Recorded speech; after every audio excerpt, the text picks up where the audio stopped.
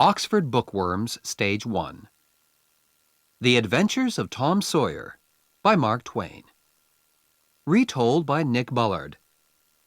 Read by William Dufries. Published and copyright Oxford University Press, 1997.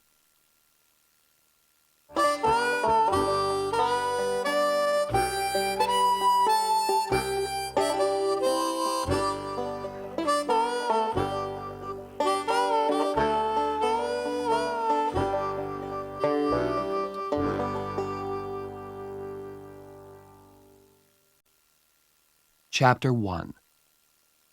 Tom and His Friends. Tom! Tom! Where are you? No answer. Where is that boy? When I find him, I'm going to... Aunt Polly looked under the bed. Then she opened the door and looked out into the garden. Tom! She heard something behind her. A small boy ran past, but Aunt Polly put out her hand and stopped him. Ah, there you are. And what's that in your pocket? Nothing, Aunt Polly. Nothing? It's an apple. I can see it. Now listen, Tom. Those apples are not for you. And Oh, Aunt Polly! Quick!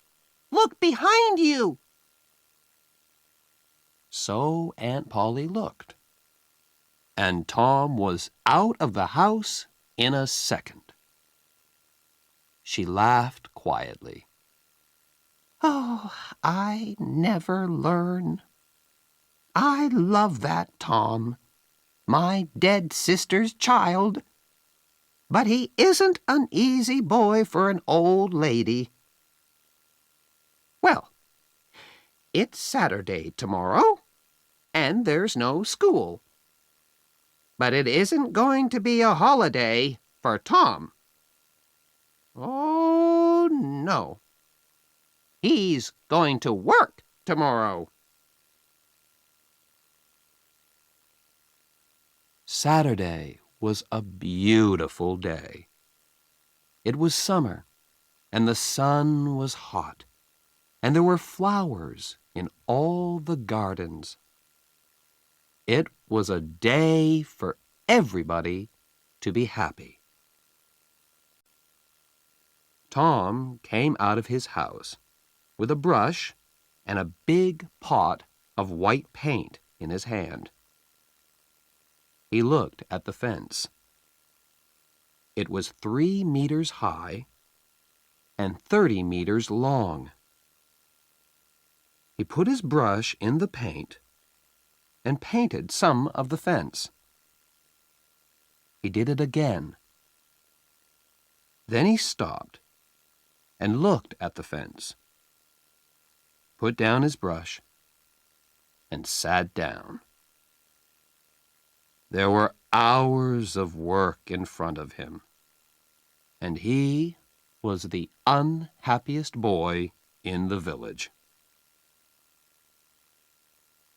After 10 minutes, Tom had an idea. A wonderful idea. He took up the brush again and began work. He saw his friend, Joe Harper, in the street. But he didn't look at him. Joe had an apple in his hand. He came up to Tom and looked at the fence. "I am sorry, Tom." Tom said nothing. The paintbrush moved up and down. "Working for your aunt," said Joe. "I'm going down to the river." I'm sorry you can't come with me. Tom put down his brush. You call this work? He said. Painting a fence? Said Joe. Of course it's work. Perhaps it is, and perhaps it isn't. But I like it, said Tom. I can go to the river any day. I can't paint a fence very often. Joe watched Tom for about 5 minutes. Tom painted very slowly and carefully. He often stopped, moved back from the fence, and looked at his work with a smile. Joe began to get very interested and said, Tom, can I paint a little? Tom thought for a second. I'm sorry, Joe. You see, my aunt wants me to do it because I'm good at painting. My brother Sid wanted to paint too, but she said no. Oh, please, Tom, just a little. I'm good at painting too. Hey, do you want some of my apple? No, Joe, I can't. Okay, you can have all my apple. Tom gave Joe the brush. He did not smile, but for the first time that day, he was a very happy boy. He sat down and ate Joe's apple.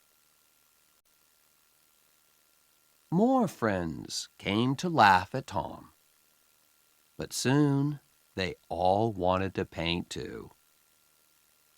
By the afternoon, Tom had 3 balls, an old knife, a cat with one eye, an old blue bottle, and a lot of other exciting things.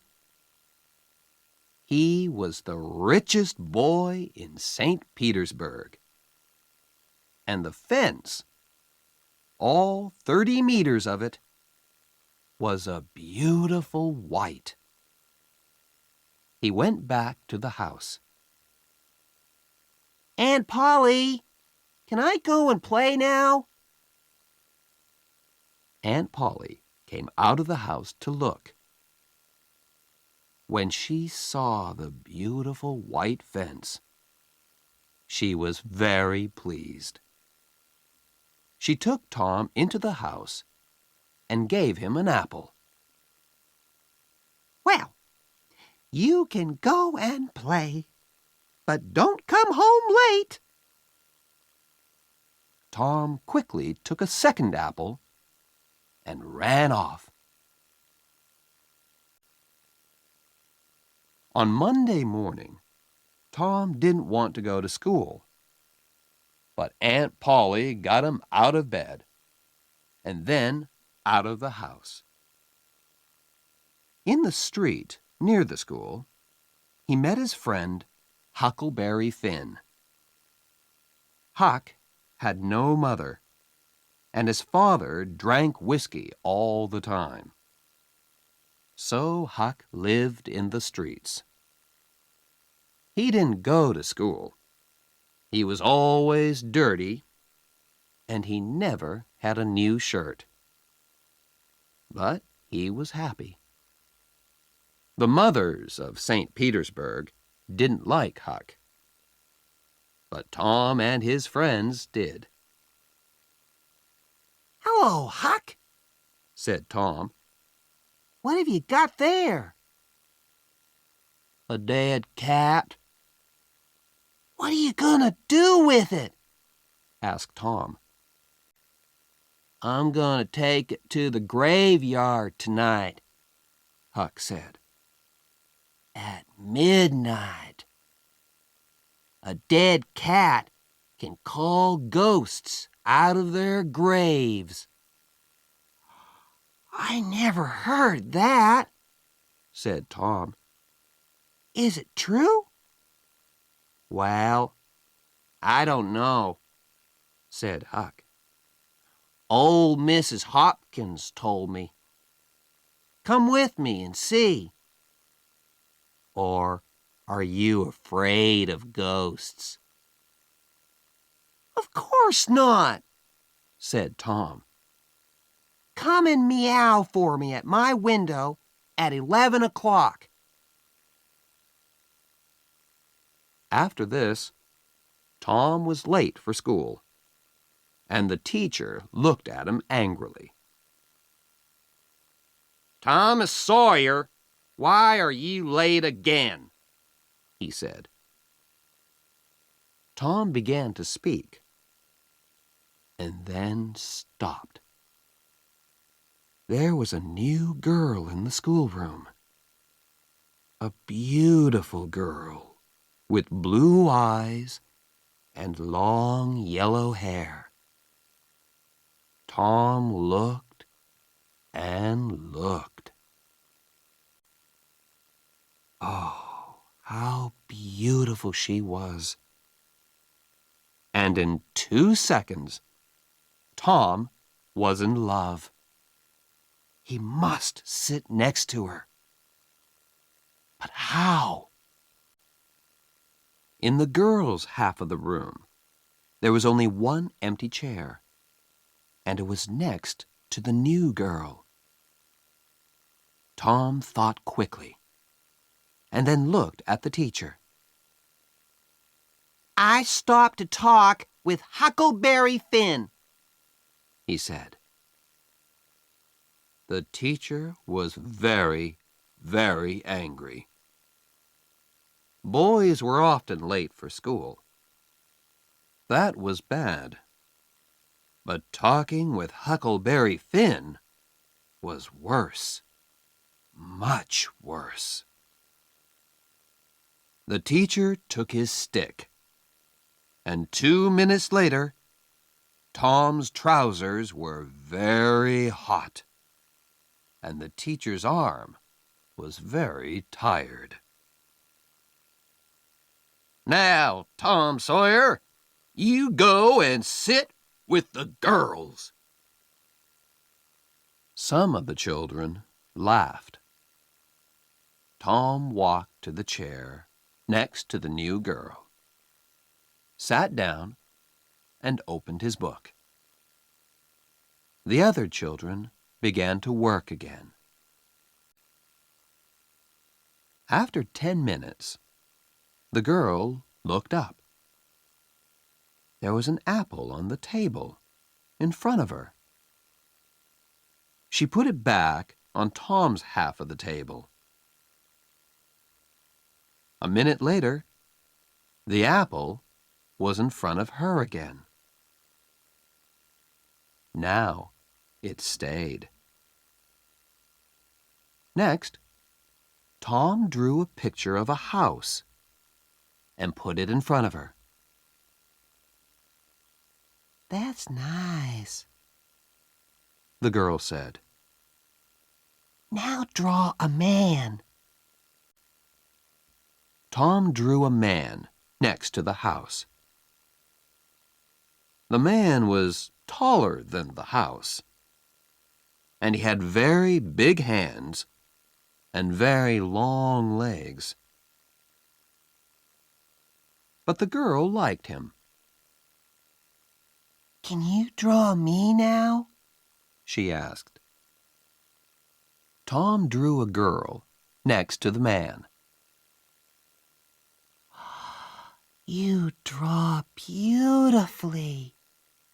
I can't draw pictures." "I can teach you," said Tom, "after school." "Oh, please." "What's your name?" Tom asked. "Becky. Becky Thatcher." Just then, Tom felt a hand on his head. It was the teacher. He took Tom by the ear and moved him back to his chair in the boys' half of the room.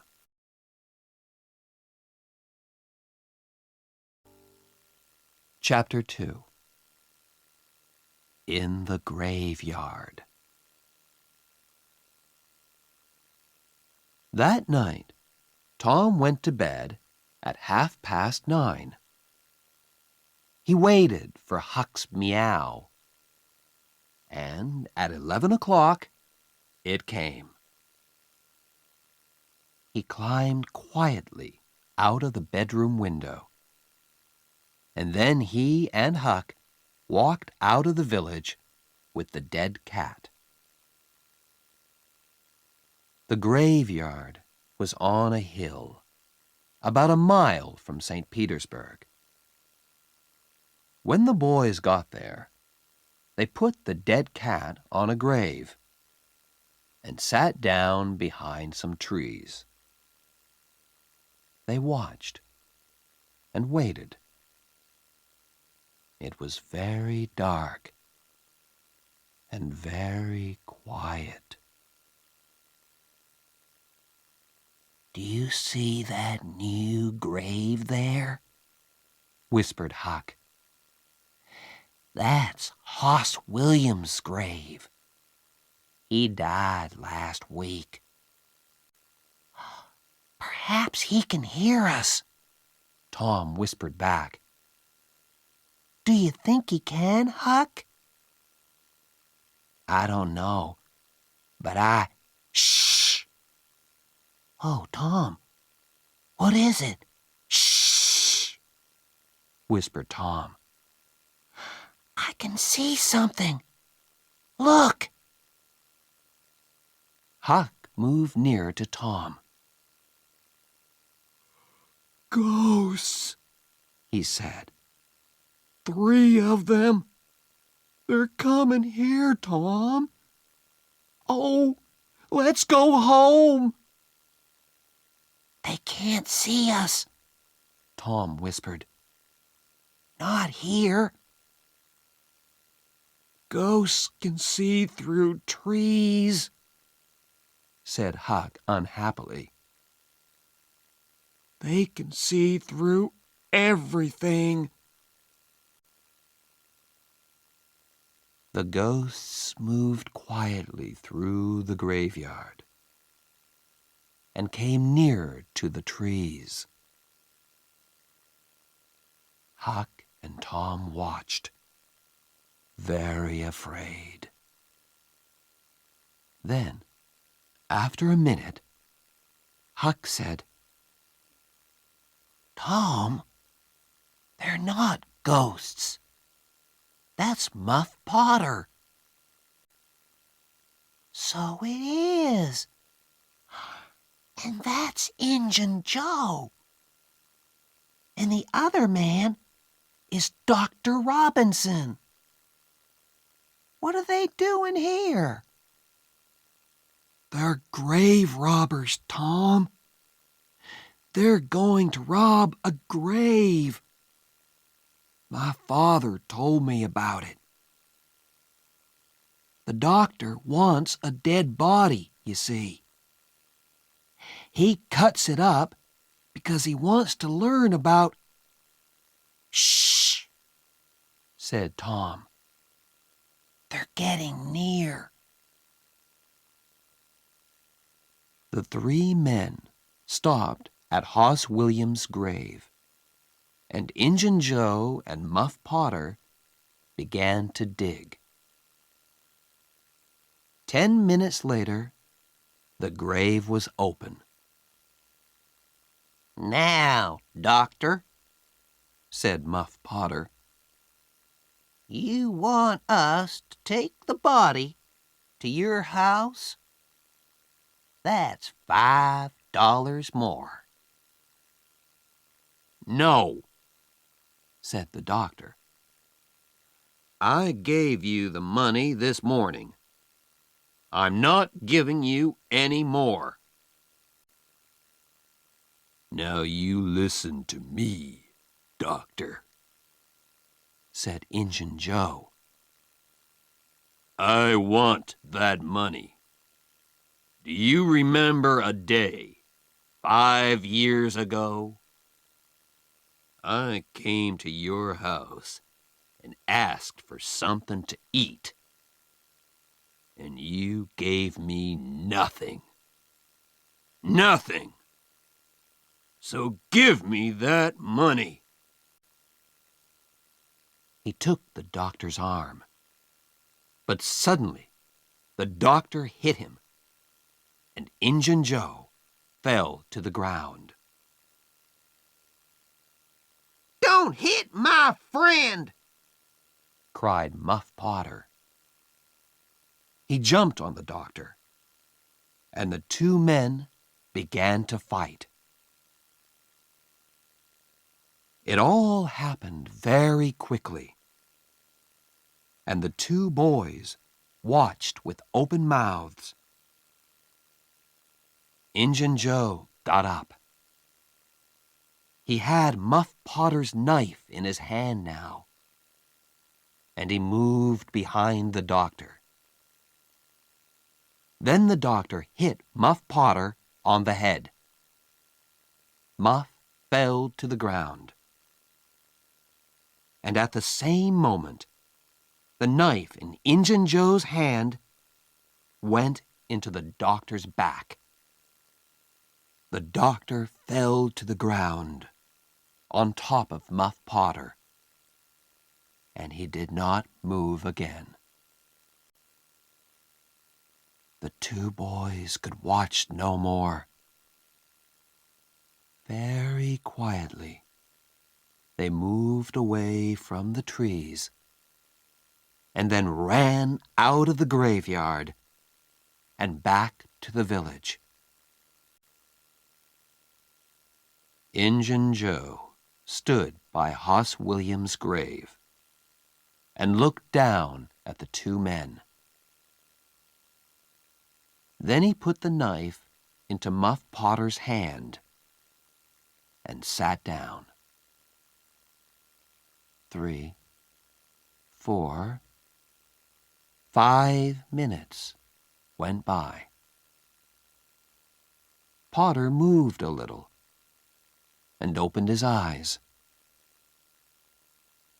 What happened, Joe? He asked. "This is bad, Muff," said Joe. "Why did you kill him?"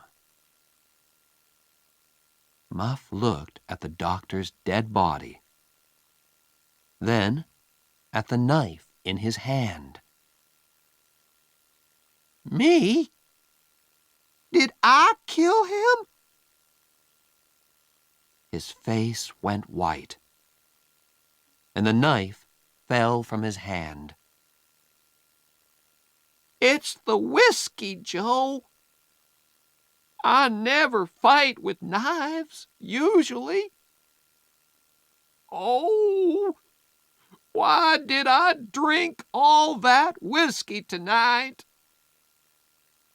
I don't remember anything.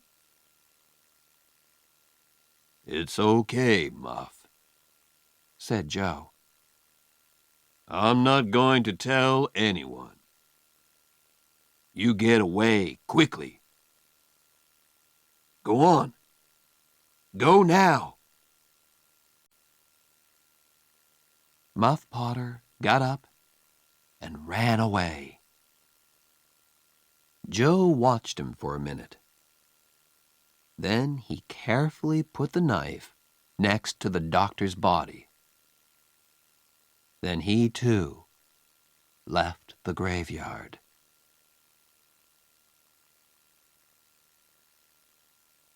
The next day, the sheriff's men found the doctor's body in the graveyard, and Muff Potter's knife. That night, Muff came to the graveyard to get his knife. But the sheriff's men were there, and they took Muff to St. Petersburg's little jail. And there Muff sat for 4 weeks and waited for his trial. Tom and Huck could not forget that night in the graveyard. They were very unhappy and very afraid. "What are we gonna do?" said Tom. "Muff Potter didn't kill the doctor. Injun Joe did. We saw him." "I know," Huck said. "But what can we do? We can't tell anyone. I'm afraid of Injun Joe. He's dangerous. And he's a killer. Do you want a knife in your back?" "Yes, I'm afraid of him too," Tom said. He thought for a minute. "I'm sorry for Muff Potter. But you're right, Huck. We can't tell anyone about Injun Joe."